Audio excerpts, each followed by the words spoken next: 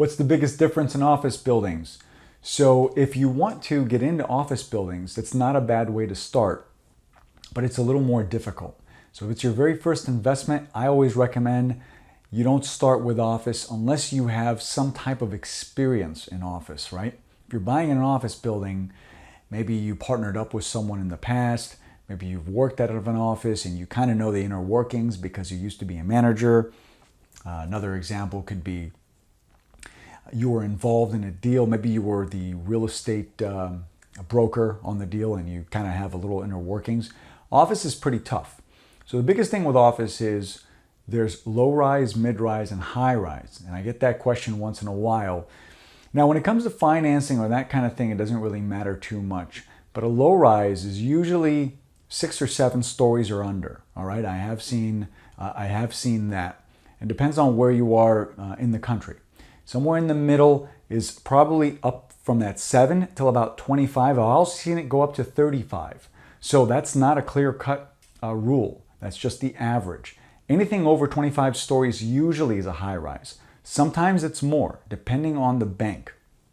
Now, bank terms and guidelines, they change sometimes because there's more tenants typically in a high rise as opposed to a low rise, right? If you have a small garden style office building, 2 floors, it's not likely you're going to have as many tenants as if you have something in downtown that's a high rise, it's a structure.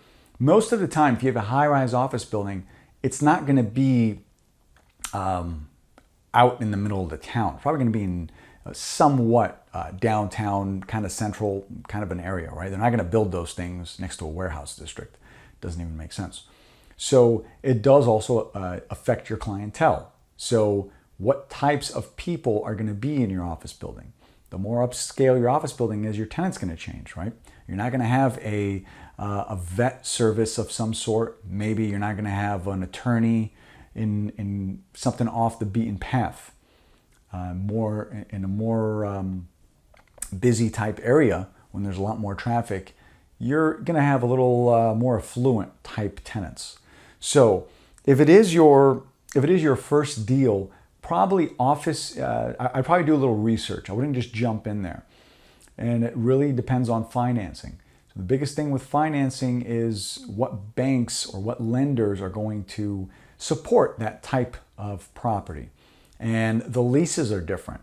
So most offices are anywhere from 3 to 5 years. I have obviously seen some that are 10 years. You want to stay away from 1 year. Those are kind of, maybe if it's a smaller spot, if it's 500 square feet, you're not going to typically get a long tenant in there, long-term tenant. But try to look at those things. So look at an office, and when you're trying to get investors on, most investors, most syndications prefer multifamily property, right? They're not crazy about gobbling up office buildings, even though there could be a lot of opportunity there. So if you're looking at office buildings, be careful just kind of where it is, what tenants are there, and obviously look at the neighborhood, look at the surrounding areas. What is the 3-mile radius around this thing? So I hope that was helpful. If you have any questions on it, please let me know.